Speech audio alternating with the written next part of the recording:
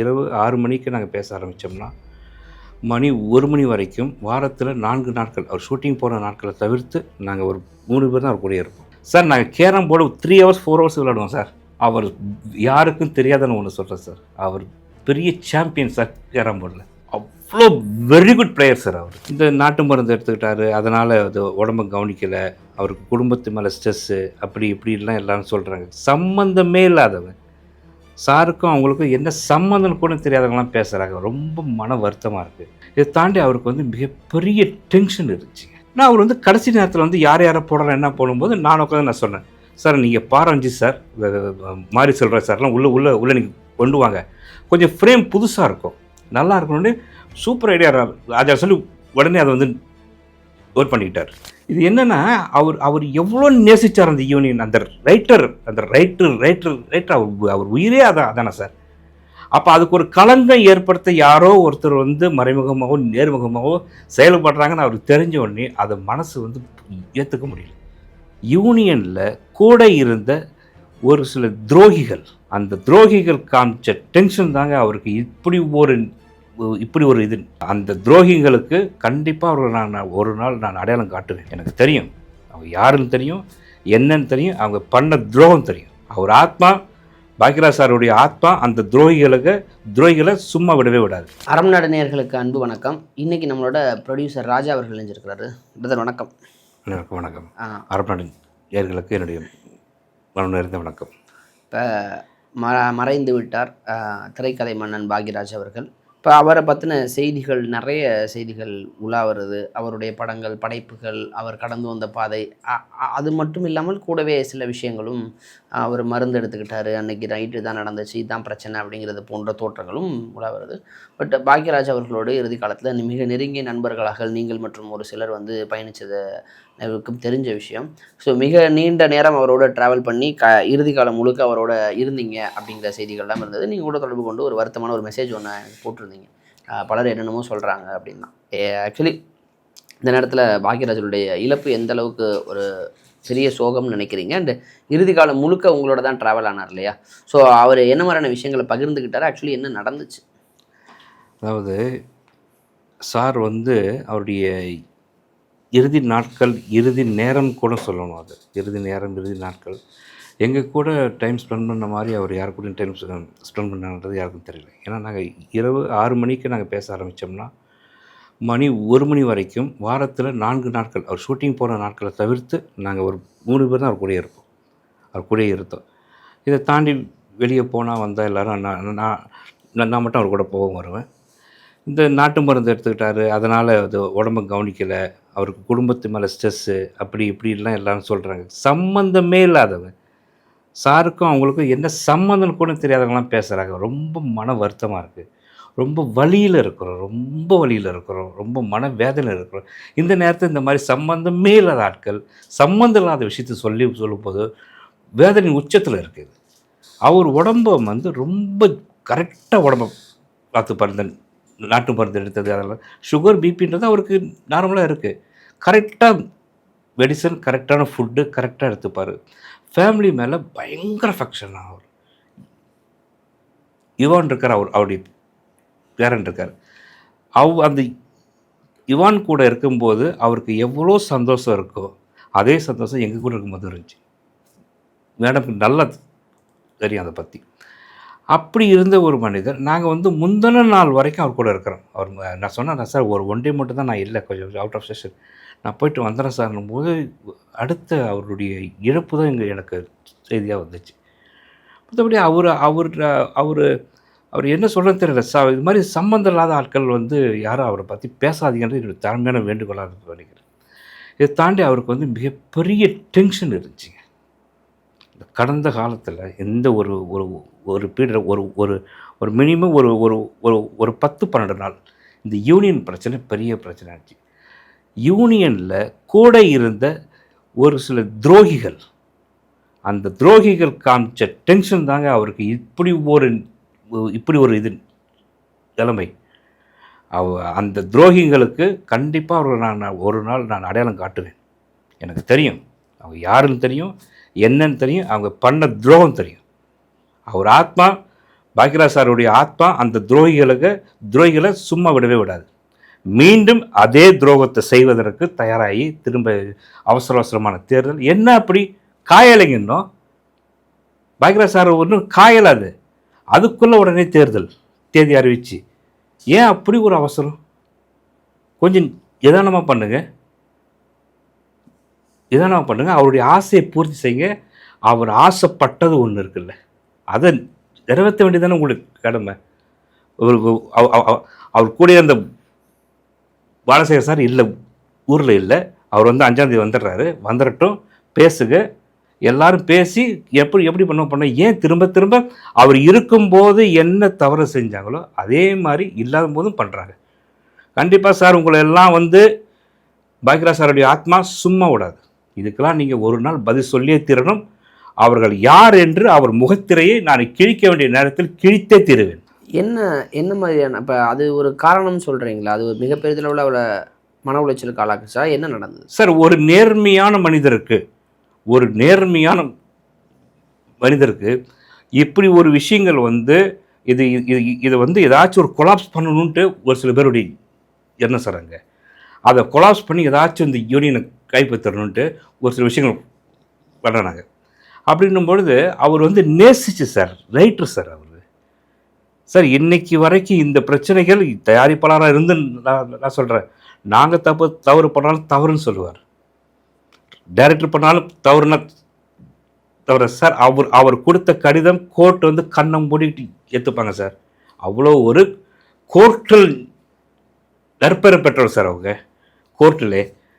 அப்படி ஒருத்தர் வந்து இந்த சங்கத்தை என்ன கூட இருந்தவங்களே ஏதோ ஒன்று பண்ணுறாங்க அப்படின்றதும் அவருக்கு ஒரு ஃபீல் வந்துருச்சு.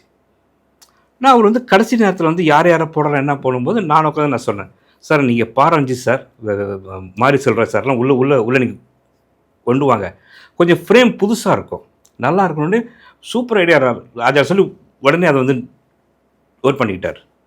இது என்னென்னா அவர் எவ்வளோ நேசித்தார் அந்த யூனியன், அந்த ரைட்டர் அவர் உயிரே அதானே சார். அப்போ அதுக்கு ஒரு களங்கம் ஏற்படுத்த யாரோ ஒருத்தர் வந்து மறைமுகமாகவோ நேர்முகமாகவோ செயல்படுறாங்கன்னு அவருக்கு தெரிஞ்ச உடனே அதை மனசு வந்து ஏற்றுக்க முடியல. சரி, அதனால் கொஞ்சம் தேர்தல் தள்ளி வைக்கலாம், கொஞ்சம் ரிலாக்ஸாக நம்ம பண்ணலான்னும் போது இருந்த எல்லாருமே வந்து அதை யாரும் கேட்காத அளவு இருந்தாங்க. அது மிகப்பெரிய மன உளைச்சல் சார் அவருக்கு. மற்றபடி ஃபேமிலி மேலே மேடம் மேலே உயிர் சார் அவருக்கு. சாந்தனு மேலெல்லாம் அவருடைய எல்லாம் சொல்கிறாங்க என்னமோ அவருக்கு அவர் சன்னுக்கு எதோ வருதுன்ட்டு. அவர் வந்து நாங்கள் பேசிகிட்டு இருக்கும்போது சாந்தனுவை பற்றியும் அவருடைய முன்னேற்றத்தை பற்றியும் அவர் பேசாத நாட்கள் இல்லை, பேசாத நேரங்கள் இல்லை. அப்படி பேசுவாங்க சார். அது என்ன ரொம்ப மனவேதனையாக இருக்குது சார். எப்படி சம்மந்தம் இல்லாமல் ஃபேமிலி பற்றி இருக்கிறாங்க, நாட்டு மருந்துன்றாங்க, அதுன்றாங்க, இதுன்றாங்க. கூட இருந்து பார்த்து எங்களுக்கு தான் சார் தெரியும் அவர் எல்லாம் எப்படி எப்படி எப்படி இருந்தார், எப்படி பண்ணினார், எந்த மாதிரிலாம் அவர் வந்து வாழ்ந்தார், எவ்வளோ நேர்மையாக வாழ்ந்தார் சார். எவ்வளோ கேரிங் பர்சன் சார் அவர். உலகத்தில் அப்படி ஒரு மனிதரை பார்க்க முடியாது சார், உலகத்தில் பார்க்க முடியாது சார். அவ்வளோ கேரிங் வார்த்தையே இல்லை சார், அதுக்கெல்லாம் வார்த்தையே இல்லை. நீங்கள் சொல்லும் பொழுது சில சஜஷன்லாம் சொன்னேன், அதெல்லாம் ஏற்றுக்கிட்டேன்னு சொன்னார், ஏற்றுக்கிறேன், நல்லா இருக்க ஐடியாலாம் சொன்னார். நீங்கள் இப்போ அது சார்ந்த இப்போ சங்கம் சார்ந்த பிரச்சனைகள் எதுவும் அவரை அப்போ அது ஏதோ இருந்ததா? அப்போ உண்மையிலேயே ஒரு பிரச்சனை போயிட்டு இருந்ததா? கண்டிப்பாக இருந்துச்சு சார். அந்த மன உளைச்சல் அவருக்கு மிகப்பெரிய மன உளைச்சல் சார். அவர் வந்து அந்த பொதுக்குழுக்கு அப்புறம் அவர் என்ன சொன்னார், கொஞ்சம் தேர்தல் வந்து தேதிகள் வந்து தள்ளி போடலாம், இல்லைனா வந்து கொஞ்சம் எல்லாமே கொஞ்சம் டீம் இது பண்ணலாம் அப்படின்னு அவருக்கு வந்து பக்கபலமாக இருந்தது பாலசேகர் சார். அவர் வந்து ஒரு தவிர்க்க முடியாத சூழ்நிலையால் வெளிநாட்டில் இருக்கார். அவர் வந்துடட்டும், அந்த நாமினேஷனில் ஒரு சில விஷயங்களும் சொன்னார். இவர் கேட்காமையே இன்றைக்கி நாமினேஷன்றது ஆன்லைனில் பண்ணலாம் அப்படின்றது எல்லா இடத்துலையும் இருக்குது. ஜியோ இருக்குது, கவர்மெண்ட் ஜியோ பாஸ் பண்ணிட்டாங்க, ஆன்லைனில் பண்ணலாம் அப்படின்றது. அதை ஒரு சில விஷயங்கள் ஏற்றுக்க மாட்டான் அப்படின்றதுக்கு அதுக்கு வந்து அகேன்ஸ்டாக ஒன்று பண்ணுறது, அப்புறம் இதெல்லாமே பார்க்கும்போது அவருக்கு வந்து என்னடா இது நம்மளை ஏதோ ஒரு கார்னர் பண்ணுறாங்களோ அப்படின்ட்டு ஒரு சின்ன ஒரு அச்சம் ஒன்று வந்துச்சு. நான் சொன்னேன், சார் நீங்கள் இப்படி காரணம் பண்ணுற ஆளே அங்கே யாரும் இல்லை சார், உங்கள் ஒரு பாக்யராஜ் ஒரு பேர் போதும் சார், நீங்கள் ஏன் சார் நீங்கள் அப்படின்ட்டு கூட நான் சொன்னேன். அப்படிலாம் கிடையாது சார். நீங்கள் பார்க்குற சார் நான் ஒன்று நீங்கள் போடுங்க சார், அதுதான் சார் எல்லாருக்கும் வேணும் அப்படின்னு. இல்லை ராஜா அப்படின்ட்டு அந்த ஒரு டென்ஷன் இருந்தது உண்மை சார். இவங்க துரோகிகளால் அவருக்கு வந்து மன உளைச்சல் ஆக்கப்பட்டது உண்மை சார். இப்போ அது சார்ந்து உங்ககிட்ட அதுக்கு முந்தின நாள் நீங்கள் பார்த்தோன்னு சொன்னப்போ கூட பகிர்ந்துக்கிட்டு தான் இருந்தார், அது பிரச்சனை போயிட்டு சார் பகிர்ந்துக்கிட்டாங்க. அசிஸ்டன்ட் எல்லாருமே இருக்காங்க, எல்லாருக்கும் சிசிடிவி ஃபுட்டேஜ் இருக்குது. நாங்கள் எவ்வளோ நேரம் அங்கே பேசணும், அவர் வீட்டில் எத்தனை வாட்டி பேசணும், எத்தனை வாட்டி வந்தோம் போகணுன்றது எல்லாமே இருக்குது சார். எல்லாமே இருக்குது. யாருமே எதுவும் மறைச்சோ ஒரு இதுவாகவோ நம்ம பேச முடியாதுல்ல. உண்மை தானே நான் எங்கேயாவது பேச ஆகணும். இந்த நேரத்தில் கூட இதை நான் சொல்லலைண்ணா, நான் சொல்ல வேண்டாம் தான் நினச்சேன். அதனால சரி இந்த நேரத்தில் கூட இதை நான் சொல்லலைண்ணா, நாளைக்கு அவருக்கு ஒரு சின்ன ஒரு அவப்பேர் வந்துட போகுதுன்ற ஏதாச்சும் அதுதான் நான் இமீடியட்டாக வந்து சரி உங்கள்கிட்ட நம்ம ஒரு மனசில் பட்டதை நம்ம பேசிடணும், உண்மையை பேசணும்னா வந்தேன் சார். இப்போ நீங்கள் முந்தின நாள் வரைக்கும் என்ன நடந்துச்சு, சிலர் செய்த சில சதிகள்லாம் செஞ்சுட்டாங்க, அந்த சதியால் அவருக்கு வந்து ஒரு பெரிதளவில் ஒரு மன உளைச்சல் ஏற்பட்டது சார்ந்து நிறைய பேசிக்கிட்டு இருந்தோம். அதுதான் அவருடைய உயிர்ப்பு ஒரு காரணமாகவும் அமைஞ்சிருச்சு. மிகப்பெரிய காரணம் அதுவும் ஒன்று சார். அதுதான் மிகப்பெரிய காரணம். அந்த டென்ஷன் தான் தவிர வேறு எதுவும் பெருசாக அவருக்கு எந்த டென்ஷனும் இல்லை. அவர் சார் அவரை மாதிரி ஒரு ஒரு ஒரு தங்கமான மனிதர் சார். நாங்கள் கேரம் போர்டு 3 hours 4 hours விளையாடுவோம் சார். அவர் யாருக்கும் தெரியாதுன்னு ஒன்று சொல்கிறேன் சார், அவர் பெரிய சாம்பியன் சார் கேரம் போர்டில். அவ்வளோ வெரி குட் பிளேயர் சார் அவர்.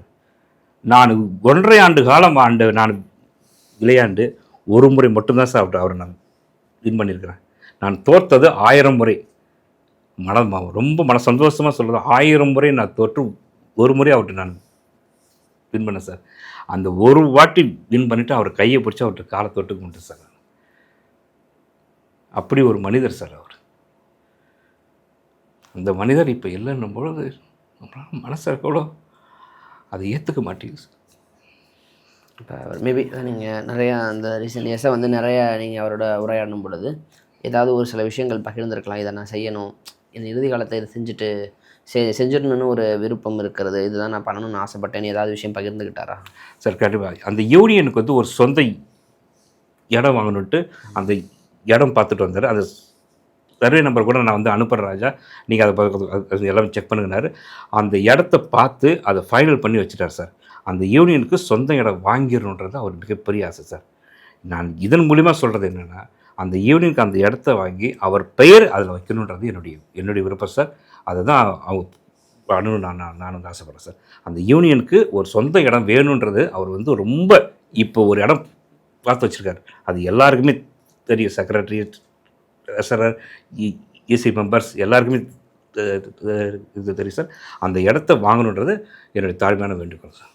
ஓகே. இப்போ முழுக்க சங்கம் சார்ந்த நிகழ்வுகளும் அதை சார்ந்து மட்டும்தான், அந்த சினிமாவை சார்ந்து தான் அவர் முழுக்க பேசுகிறதே பெரும்பாலும் அது மட்டும்தான் சார். அவருக்கு வேறு பேச தெரியாது சார். அவருக்கு எனக்கு ரொம்ப ஆச்சரியமாக இருந்துச்சு.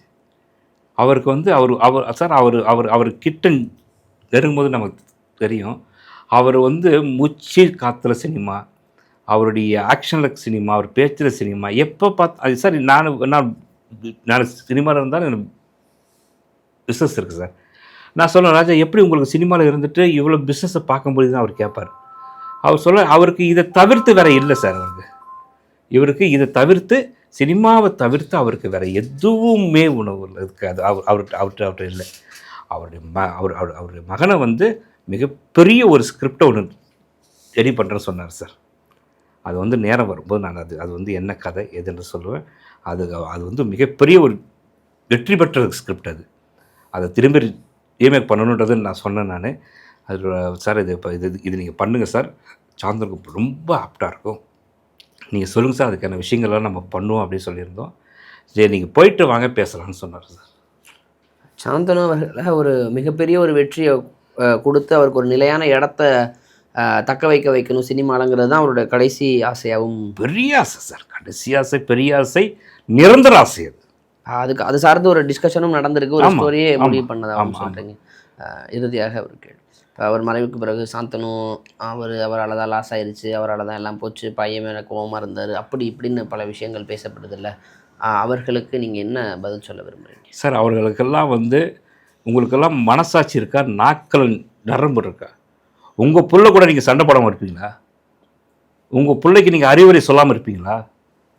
ஒரு தகப்பனா ஒரு பிள்ளைக்கு சொல்கிறது மட்டும்தான் சார், அதுவும் அளவோடு தான் சார் அவர் சொல்லுவார்.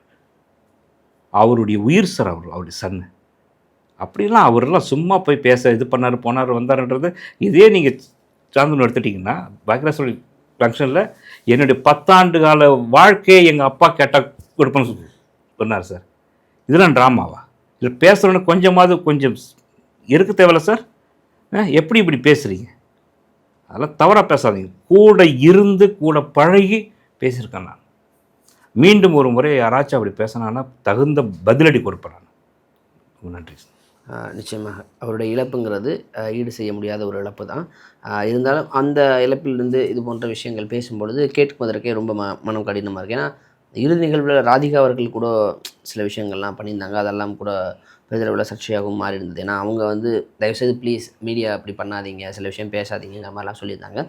எனிவேஸ் அவர் இல்லைங்கிறது அதுதான் உண்மை. அவருடைய படைப்புகள் எப்போதுமே நம்மளோட இருக்கும், இதை நான் எப்போவுமே சொல்லுவேன். நீங்கள் அவரோட பகிர்ந்துக்கிட்ட நேரங்கள் நிறைய வீடியோ கிளிப்ஸ்லாம் கூட என்கிட்ட காமிச்சிருக்கீங்க, அதை நான் பார்த்துருந்தேன். நன்றி. நன்றி.